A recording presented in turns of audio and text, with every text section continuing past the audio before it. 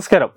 നിരോധിത സാറ്റലൈറ്റ് ഫോണുമായി കറങ്ങി നടന്ന വിദേശിയെ കേന്ദ്ര രഹസ്യാന്വേഷണ വകുപ്പിന്റെ നിർണായകമായ നീക്കത്തിൽ കോട്ടയത്ത് വെച്ച് പോലീസ് കസ്റ്റഡിയിലെടുക്കുകയും നിർണായകമായ നീക്കവുമായി NIA പാഞ്ഞെത്തുകയും ചെയ്തു.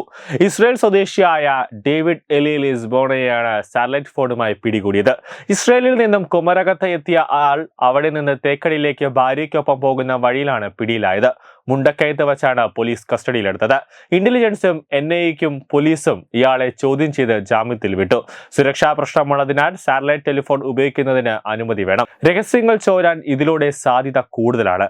സാറ്റലൈറ്റ് ടെലിഫോൺ, സാറ്റലൈറ്റ് ഫോൺ അല്ലെങ്കിൽ സാറ്റ് ഫോൺ എന്നത് ഒരു തരം മൊബൈൽ ഫോണാണ്. ഇത് സെൽഫോണുകൾ ചെയ്യുന്നത് പോലെ ഭൂമിയെ ചുറ്റുന്ന ഉപഗ്രഹങ്ങൾ വഴി റേഡിയോ ലിങ്ക് വഴി മറ്റ് ഫോണുകളുമായോ ടെലിഫോൺ നെറ്റ്വർക്കുമായോ ബന്ധിപ്പിക്കുന്നു.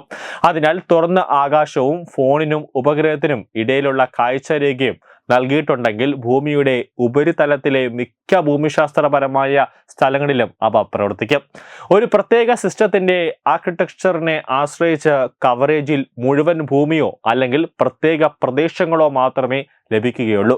സാറ്റലൈറ്റ് ഫോണുകൾ ടെറസ്ട്രിയൽ മൊബൈൽ ടെലിഫോണുകൾക്ക് സമാനമായ പ്രവർത്തനം നൽകുന്നുണ്ട്.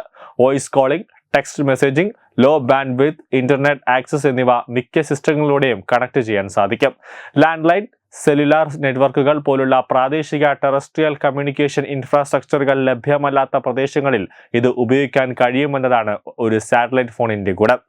വിശ്വസനീയമായ സെല്ലുലാർ സേവനം ഇല്ലാത്ത വിനോദ ഹൈക്കിംഗ്, വേട്ടയാടൽ, മീൻപിടുത്തം, ബോട്ടിംഗ് യാത്രകൾ തുടങ്ങിയ വിദൂര സ്ഥലങ്ങളിലേക്കുള്ള പരിവേഷങ്ങളിലും ഖനന സ്ഥലങ്ങൾ, സമുദ്ര ഷിപ്പിംഗ് പോലുള്ള ബിസിനസ് ആവശ്യങ്ങൾക്കും സാറ്റലൈറ്റ് ഫോണുകൾ ജനപ്രിയമാണ്.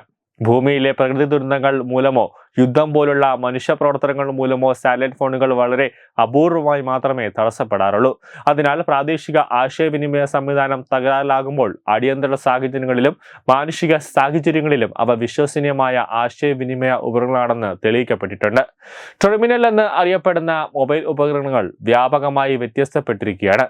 ആദ്യകാല സാറ്റലൈറ്റ് ഫോൺ ഹാഡ്സെറ്റുകൾക്ക് 1980കളുടെ അവസാനത്തിലോ 1990കളുടെ തുടക്കത്തിലോ ഉള്ള മൊബൈൽ ഫോണിൻ്റേത് സമാനമായ വലുപ്പവും ഭാരവും ഉണ്ടായിരുന്നു. പക്ഷേ സാധാരണയായ വലിയ ആന്റിന ഉണ്ടായിരുന്നു. പുതിയ സാറ്റലൈറ്റ് ഫോണുകൾ ഒരു സാധാരണ മൊബൈൽ ഫോണിന് സമാനമാണ്. വാഹനങ്ങളിലും കെട്ടിടങ്ങളിലും സ്ഥാപിക്കാൻ കഴിയുന്ന ബാഹ്യ ആന്റിനകൾക്കായി ഫോണുകളിൽ കണക്റ്റുകളുണ്ട്.